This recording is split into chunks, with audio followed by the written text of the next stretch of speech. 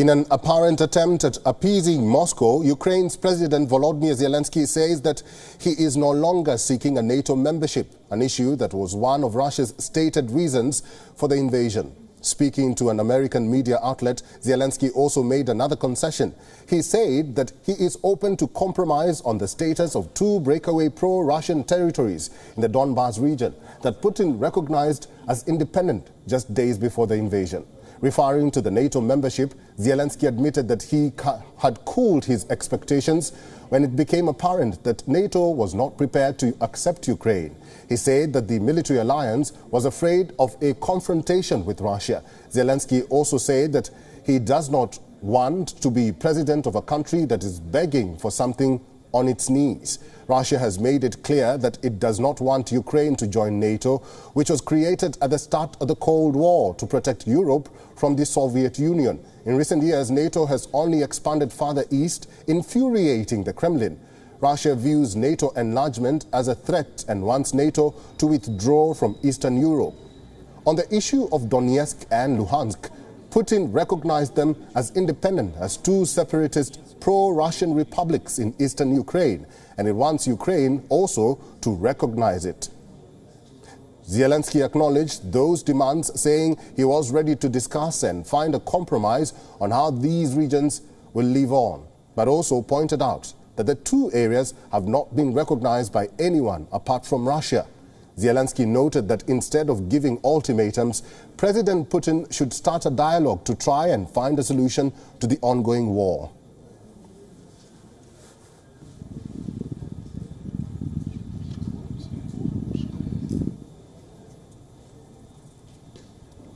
Well, for more on this, our correspondent Oli Barat is joining us live from Latvia, and political analyst Andreas Umland is joining us from Berlin. Thank you both for joining us at this hour. I will ask this question to both of you. What do you make of President Zelensky saying he is no longer pressing for NATO membership for Ukraine, which was one of Russia's stated reasons for the invasion? Will that do something to Putin and maybe make him easen up on his aggression? Oli, I will start with you.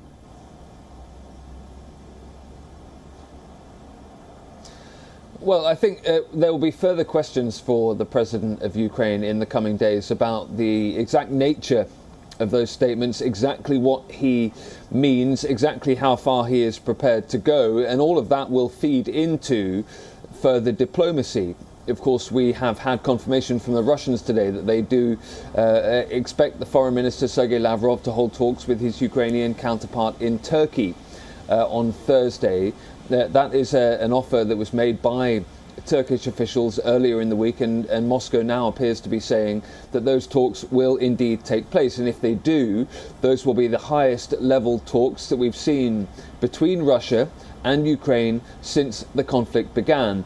If those talks do take place, they will be likely, I'm sure, to touch on some of the issues that President Zelensky has been raising, because, as you quite rightly say, Russia has all the way through this crisis and before it been very clear that Ukraine's ambition of NATO membership was a major issue for it. The Kremlin has also been clear, heading into those talks between delegations in Belarus, between Russia and Ukraine, that it wants Ukraine to recognize those breakaway regions in the east of Ukraine as independent. That was one of the conditions that the Kremlin has been setting out. So, as I say, as we expect to head into more diplomacy in the coming days, I'm sure that the comments that President Zelensky has been making to US media and in other arenas in recent days, in the last 24 hours or so, will be a focus of those talks.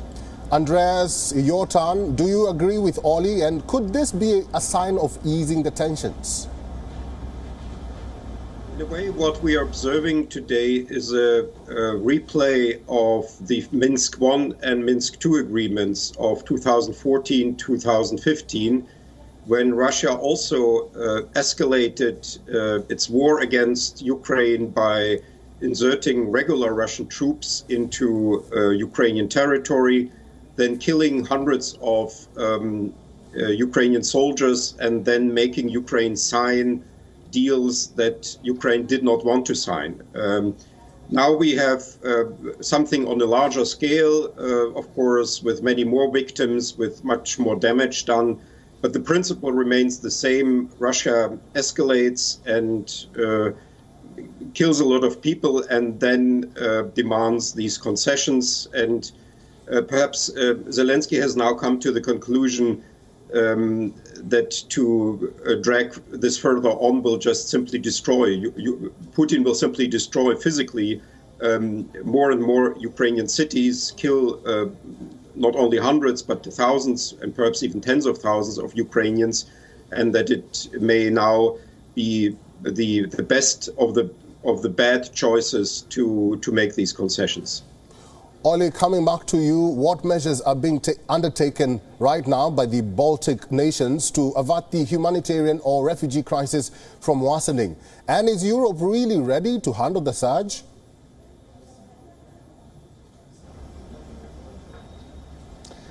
Well, the Baltic nations are very concerned about the humanitarian issues that are unfolding further south in the east of Europe.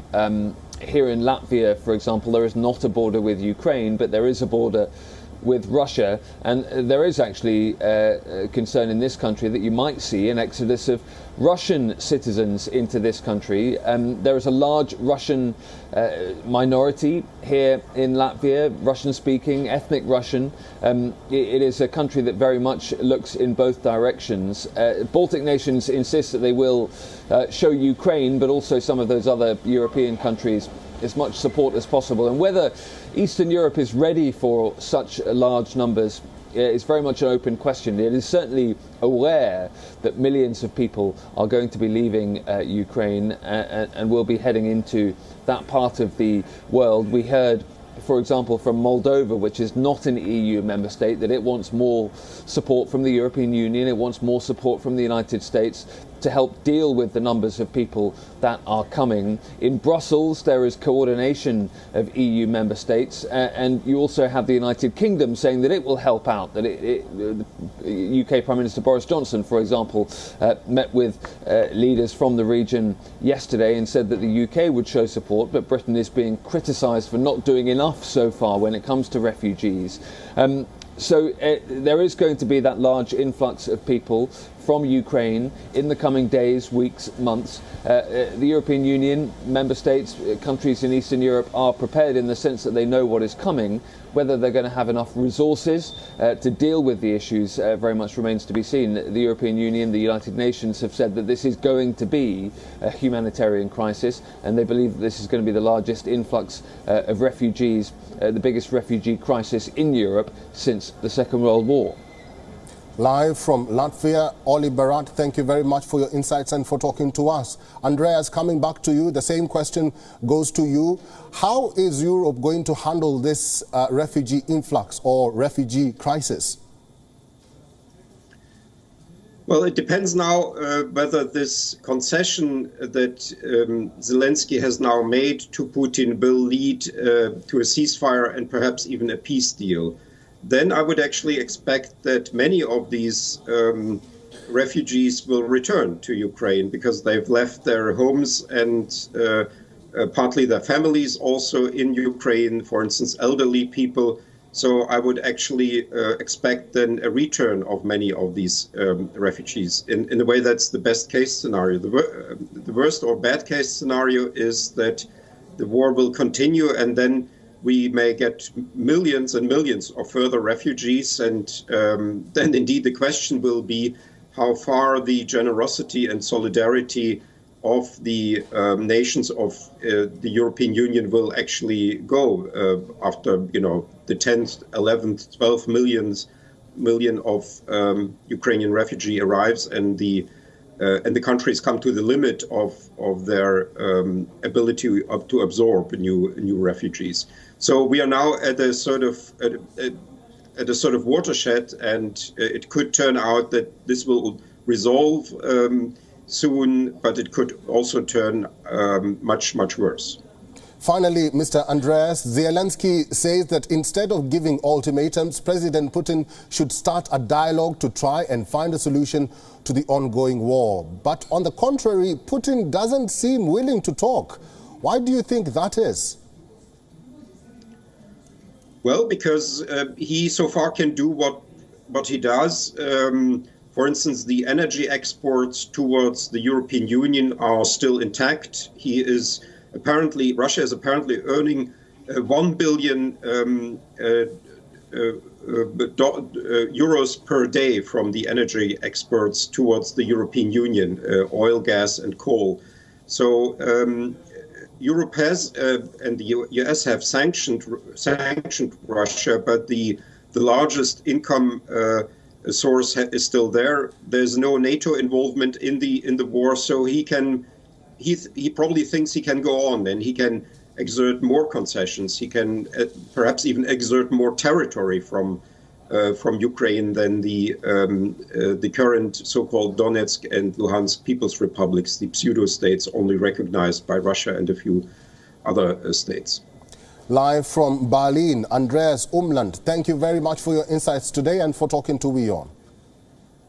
Thanks for having me. WION is now available in your country. Download the app now and get all the news on the move.